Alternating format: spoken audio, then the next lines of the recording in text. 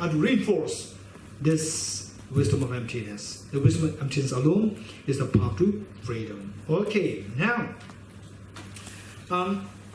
let us say that you from distance, you are seeing me in water. Say you are 1 kilometer away from me. You are seeing me in water. And you know that I do not know how to swim. Now you know one of my secrets? Right? Okay, in future, right, don't throw me in water. Right? Okay, so you know that I don't know how to swim. And then you're so fascinated. From 1 kilometer away, you see me in water. Oh, he doesn't know how to swim. Is that water or mirage? I need to check. What I'm seeing, is that mirage or is that water? I want to check. Tell me, how do you verify? What do you see is water or mirage? How will you verify this?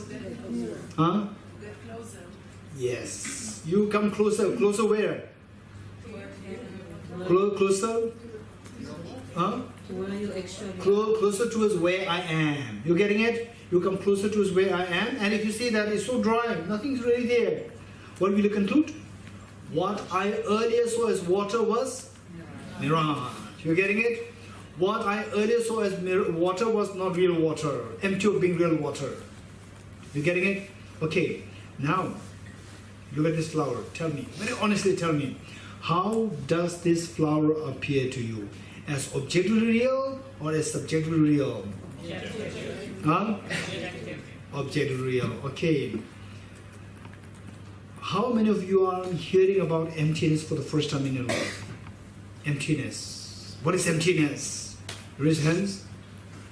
Oh, you have all heard about emptiness before. Wonderful. Okay, good. Now, let's say that, and how many of you have watched movie in the movie theater? Okay, this is my wrong question. The correct question, how many of you have not watched a movie in a movie theater? This is easier.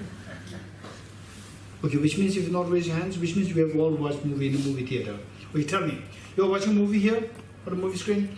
Where is this movie coming from? From the projector. Where's the projector? Behind you. Okay, this is extremely important, relevant example. Where is the movie? On the screen? Good. The movie is on the screen. Where is the movie coming from? From the projector behind you. You're getting it? Don't forget it. Movie is on the screen, but the movie is not from the screen. Don't forget it. Movie is on the screen, but it's not from the screen. Where it's from? It's from the projector behind you. Don't forget it. Likewise, where's the flower?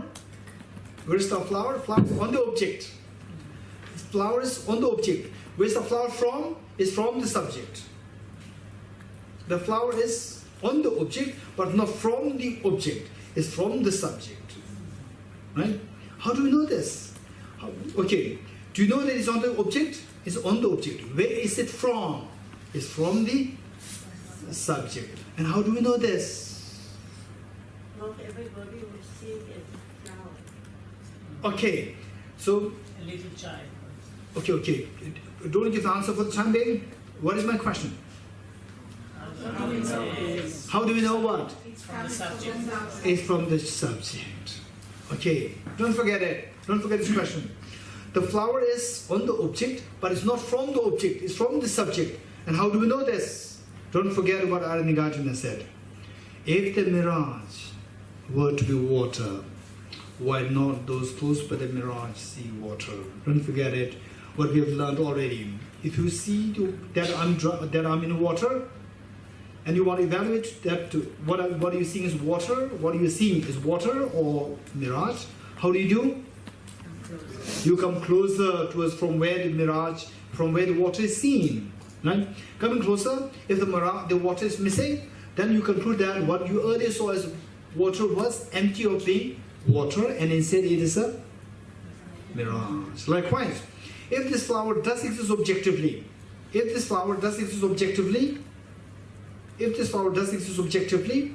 then how should we evaluate it? You go closer to the object or go closer to the subject? Go closer to the object, right? Going closer to the object, if the object doesn't exist, this concludes that the flower does not exist objectively, it is just an appearance, right? Okay. Now, let's say that, okay, tell me, where's the flower? Here, yes? Here? This is the flower. This is the flower. Oh, this is a bunch of atoms. Correct or not correct? Correct. So where's the flower? There's a bunch of atoms. The first atom is also not a flower. Second atom is also not a flower. Okay, if Nissim is a combination of the gardener and the philosopher. Right? Okay, so this is unfortunate part on us. We need a gardener who is not a philosopher. Right? So let's say Nissim does not have any exposure to philosophy. Right? So Nissim is a wonderful gardener and he's no exposure to philosophy. I said, okay, where's the flower? He says, right in front of you. I brought this beautiful flower for you. Right? Oh, which one? The first atom is the flower, second atom is the flower, then Nissim gets lost. What is he talking about? But this question, you cannot deny this. You cannot deny this question because this is the fact. The fact is that this is made of millions of atoms. Right? What I'm seeing is a flower, what I'm seeing is a bunch of atoms. Both are correct. So when I say which part of the atom is the flower, then Nissim will have Nissim, who is not the philosopher. He has no answer. He is a brilliant florist, but he does not have any answer to this question pertaining to the flower. We're getting it. It's very important. Tell me, if I'm really curious about a flower, not to provoke Nissim, but if I'm really curious about the flower, you see, in this place, where should I go? Hey, Nissim, right? Okay, since many of you don't know that Nissim is a beautiful gardener, wonderful gardener, right? Okay, so we have to go to Nissim. Then say Nissim knows about the flower.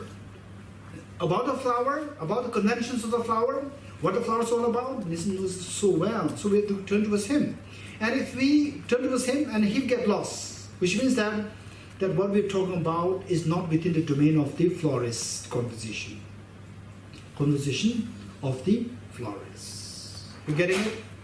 Okay, so say that which part of the flower is which part of the atom is the flower? The first one, second one, third one. Then the non-philosopher Nissim will get lost, right? What is he talking about? Right? He's not talking about the flowers at all.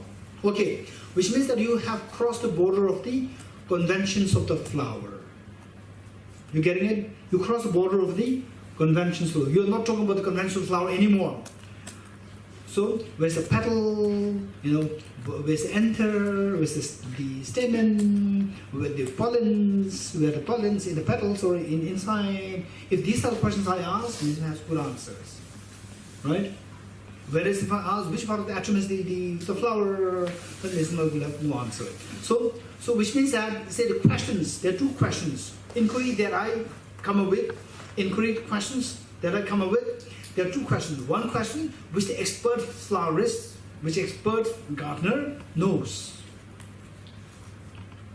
And another set of questions which even expert gardener does not have any answer. You getting it? So these questions, there are two questions. So when I say, okay, this flower, why the pink is coming into which atoms, combination, which atoms give rise to pink color? Florists who have no exposure to chemistry, physics, will have no answer to this. You agree with me or not? Nissim, you agree with me? Yes, which means that it has transcended the conventions of the florist. You getting it?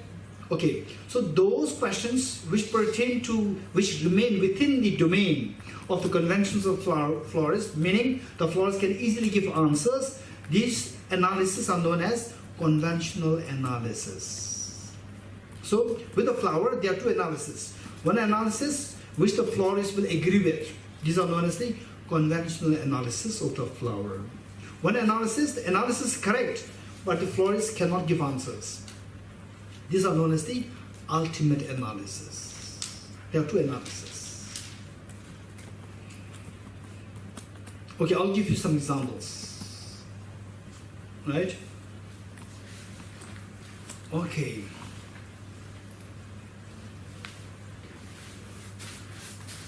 Okay, where is... Where is Yahon? Huh? Where? No, yeah. Oh, yeah. Hey, where is Yahon? Now I'm seeing him. Right? The first question when I asked, you thought, yeah, I'm very serious asking this question. Right? You're all looking for him. You're so honestly, innocently asking, yes, to telling this is Yahon. Right? Now I see him, still I am, where's Yahon? Then you think that something's wrong with him. Right? Something's wrong with him? Okay, where is Yahon? Right? Yahon's body is Yahon. Yahon's mind is Yahon. Like this. Then you have no answer. But I can ask this question, what's wrong with it? If the Yahon's body is not Yahon, just say it is not. It's fine. Right? Yahon's body is Yahon? Yes, no. Hey, no clue. Yahon's body is Yahon or not? Just say something. Huh? Huh? Part of it is not. It's not. Right? Yahon's mind is Yahon? No. Right? Okay, remove the body which is not the Yahon. Remove the mind which is not Yahon. Where's the Yahon now? His sense of humor. Huh? His sense of humor. No. Remove the body, remove the mind. Where's the sense of humor? Even that is missing. Where is Yahon? Okay, if you go like this, then the ordinary people will get lost. Right? Whole conversation about Yahon will make no sense. So this analysis, while we can analyze, but it goes beyond the conventional analysis, conventional discussions. You're getting it? So any analysis which goes beyond the conventionality of the particular object is known as ultimate analysis. Don't forget it. Ultimate analysis. Those analysis which stay within the domain of the conventional particular object, that is known as conventional analysis. Okay. So which of the two analysis actually goes closer to its object? Conventional analysis or the ultimate analysis? Huh? Which of the two analysis goes closer to its object? Ultimate analysis or the conventional analysis? Ultimate. How? Huh? Okay, many of the people who do not know me, they simply trust my face. So which means that what we said is wrong. So you change your mind instantly. Remain strong. Remain strong, don't trust my face. Right? Okay, which of the two analysis goes closer to the object? We are looking for the, right? The ultimate analysis or conventional analysis? Ultimate analysis. Okay, so which means that ultimate analysis closer to the object and the conventional analysis is distance, more distance from the object. You agree with me? Yes. Okay, this from the distance, which knows the object more clearly? From the close or from the distance? Huh? More clearly? Which knows the object more clearly? From the close or from distance? Okay, if I spend just one day with you, right? Just one day with you, and then I tell somebody that, oh, he's like this, she's like this, and your parents, who are always with you, right, till you were 16, 17, right? And your parents tell the other person that she's like this, he's like this. The other person will listen to which of the two, and what we say is very different, right? What I say and what the parents say is very different, and the person knows that I'm just with the person with you for one day, and your parents are with you for like 16 years, right? In some cases 20 years. Okay, so the other person will take which of the two is more creditable. Or the parents' information, because the parents know you so closely. They are biased. Huh? They are biased. They can be biased, who is not biased, right? Who are very direct, right? Okay, so the parents know you so well, whereas I don't know you so well. I just know you from distance. So what information that I give, information that your parents, very strict parents, very direct parents, what they give, if these two information differ, right, then people will take what your parents' information as more authentic. You're getting it? So in other words, what we're saying is that which of the two analysis reflects more of the reality? The one which is closer to the object. Which is closer? Ultimate reality. Okay, now the point is that when you look at this flower, my question, basic, don't forget this basic question. When you look at this flower, how does this flower appear to you? Objective real or subjective real? Okay, tell me, how does this flower appear to you? Objective real or subjective real? What do you mean by objective real? Tell me. What do you understand by objective real? When you said that this flower appears objective real, what do you understand by this? It's really there. Conventional. Everybody sees Everybody see it? It's really there? Yeah. Huh? It's out, It's out there? and it exists from its own side, like everybody will see it the same. Everybody will see the same thing, exists from its own side? Not depending on the subject. Huh? Not depending on Not depending on the If I go subject. out of the room, it will be. Even if you go out of the room, still it is there? It's a convention. Huh? It's convention. Since it's convention, therefore it's objective real. No, because So Nisima forgot the question. Nisima, you are acting like a gardener, not as a philosopher. My question is, you asked me to be. what do you mean by the objectivity of the flower? I did not ask how the flower comes into being. My question is, what do you understand by the objectivity of the flower? That the flower, the appears as objective. What do you understand by objective existence of the flower? Is my question. Everybody sees the same. Everybody sees the same thing. No? Not the same. Not depending on anything else. Not dependent on anything else. No, not the Not same. dependent Huh? on No, me. not the same. There's a flower and me. Okay, oh, that's interesting. The flower and me, we are not same. So therefore the flower is seen as objective real. It's very complicated. The flower and me are not same. Flower is the object and I'm the subject. So there's a gap, right? So therefore the flower, this is meaning of flower exists objectively. Okay, so the flower, does it exist objectively? Does the flower exist objectively? In the conventional way, yes. Okay, okay. Conventional means if the flower exists objectively, conventionally. Conventionally, if the flower exists objectively, then the flower should exist objectively. Right? Okay. Then the flower cannot be empty of objective existence. And what we've learned all the last night, two sessions this morning, is that nothing exists objectively, and then you're proving that it exists objectively. Okay, anything else? And somebody says that a flower exists outside the air. Okay, the flower, does it exist objectively? Does it exist as outside? Huh? It's outside or inside? Outside. It's outside, of course it's outside. So the flower, does it exist objectively? Yes. No. Huh? It exists objectively. It's outside. No, I'm not saying how does it appear to you. My question is, from what we've learned, at least try to mimic what you have learned. Right? And how, that will come later. Right? If somebody asks you how, right? Don't be afraid. You can tell Geshe will tell me later. Right? How will come later. At least for time being, let us be able to say that the flower doesn't exist, nothing exists objectively, including the flower. If the flower doesn't exist objectively, how does it appear to you then? Objectively, subjectively. Appear-wise, objectively. Existence, the reality, subjectively. Appearance, objectively. Appearance, objectively, what do you mean by objective existence of the flower? That even if we leave, the flower exists inside. If this is the objective existence, if this is the meaning of the objective existence of the flower, if this is the meaning, then when we all leave this house, the flower will still exist or will not exist? Will exist. So which means the flower exists objectively? Huh?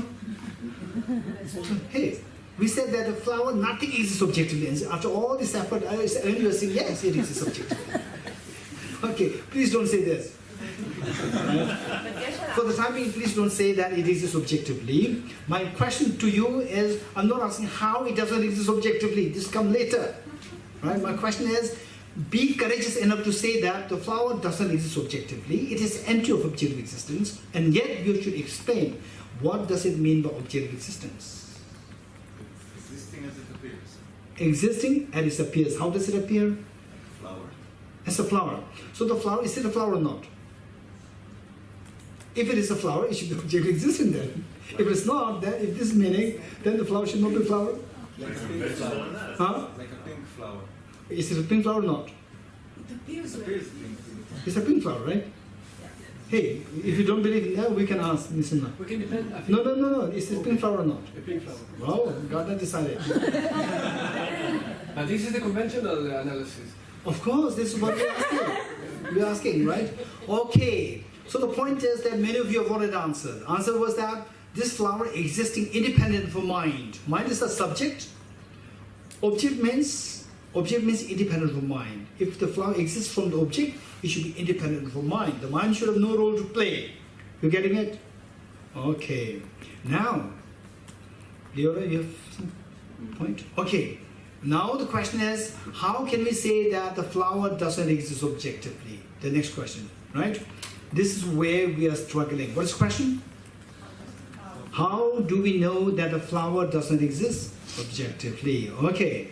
So now, say, if the flower exists objectively, how to verify this? You have to go closer to this object.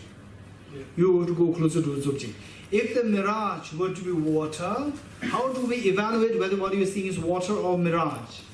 You come closer. Any question? Yeah. If this flower Yes. is subjectively real or non-objectively, and the flower in the dream is also subject, how can I? Both are subjectively real, right? So what's the difference between the flower in the dream and this flower? Both are Very, subjectively real. very good question. Okay. Don't forget it. Don't forget it, right? Very good question. If this is subjectively real, and the dream flower is also subjectively real, how can you distinguish the two things? There's no difference between the two? This is the question. This is a wonderful question.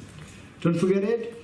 I don't want to give the answer yet, because it disrupts the flow at the moment, right? But don't forget to ask this question afternoon session, right? Coming afternoon session, don't forget it.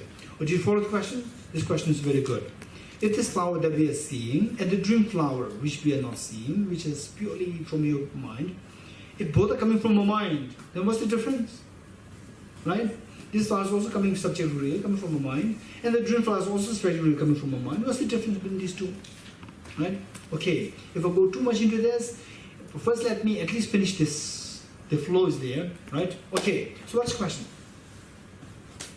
What's the question which I'm left with? How we know that the flower is not exist objective from the How do we know that the flower does not exist objectively? Don't forget it. Okay, this is the main question, right? What's your name again?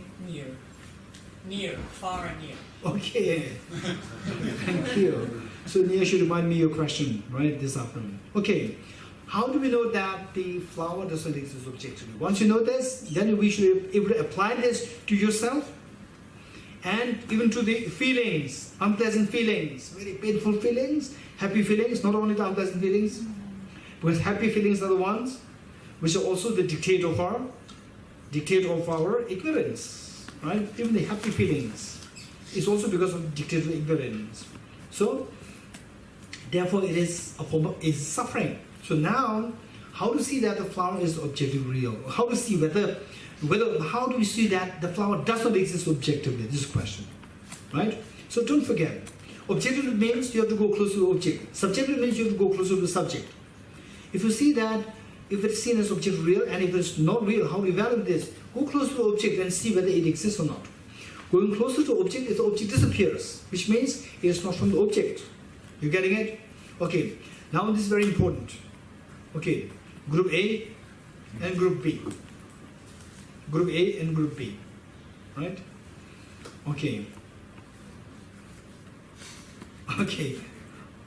Okay, Group A and Group B. Right? Say Group A looks at this flower. Okay, Group B looks at this flower through naked eyes. Group A looks at this flower through electron microscope. You getting it? Group B looks at it through naked eyes. Group A looks at it through electron microscope, right? Okay. Now tell me, hey, Group B, what do you see? Hey, Group A, what do you see? Millions of atoms. Millions of atoms. Don't forget it. Okay. Now, precisely pertaining to the flower, right? I'm not talking about the atoms. About the flower. Yes, there's a flower. No, there's no flower. Okay, Group B, what do you see? Flower. Group A, what are you saying? No flower. Right? No flower. Okay, don't forget it. What group B sees as a flower? What group A sees as no flower? No flower means empty of flower, emptiness of flower. Which of the two perceptions is correct? Huh?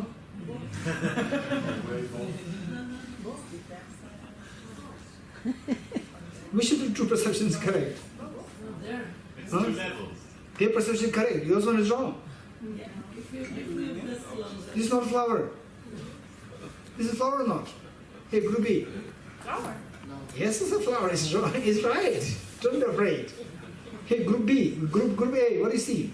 Emptiness of flower. Flower disappears. Just millions of atoms, no flower, right? Including Nisimla said no flower. Flower disappears, right? Even the gardener sees the flowers empty.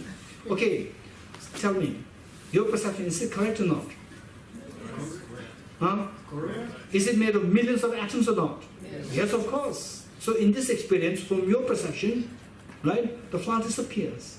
Is that correct perception or the wrong perception? Huh? Of course, it's the correct perception. Don't be afraid. Correct perception. So, which of the two perceptions closer to the reality? Group B's perception or Group A's perception? Group A's perception is closer to the reality, right? You're looking at through the electron microscope, which sees the things very closely. So, Group B's analysis is known as conventional analysis. They talk about the conventions of the flower. Group A's analysis is known as ultimate analysis, which go beyond the convention. Going beyond the convention is known as ultimate. You're going towards the ultimate. You're getting it? Okay. Now with the ultimate analysis, what do you see? You see the emptiness of the flower. Group A, Group B, what do you see? You see the flower. You grant? So now, what Group B sees as a flower is what Group A sees as the emptiness of flower. You agree with me or not? Yeah. Huh? What Group B sees as a flower is what Group A sees as emptiness of flower. So in Heart Sutra, it says form is empty. Right? What Group B sees as a physical form, flower, is what Group A sees as emptiness of flower. Emptiness. Form is empty. Right? Now what Group A sees as emptiness of flower is what Group B sees as flower. Emptiness is form.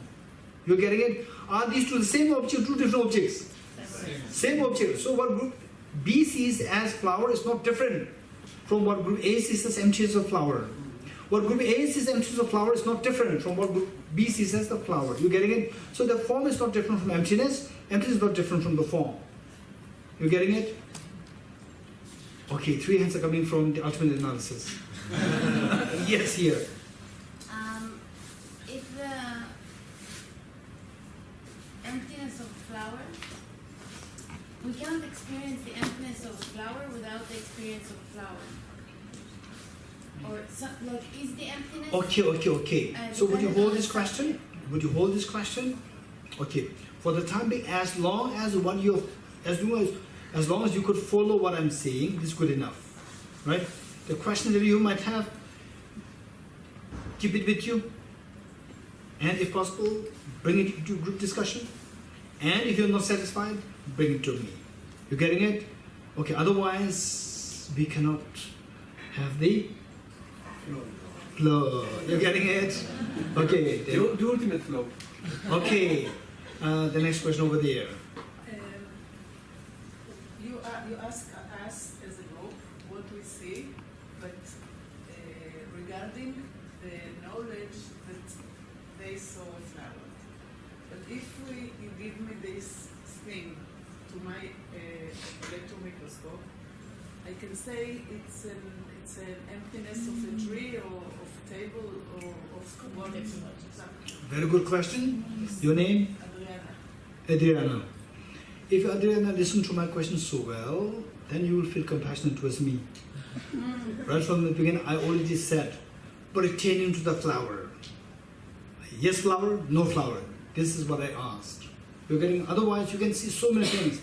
Absence of elephant, absence of mosquito, absence of everything, not everything. No, not absence of atoms, not absence of absence.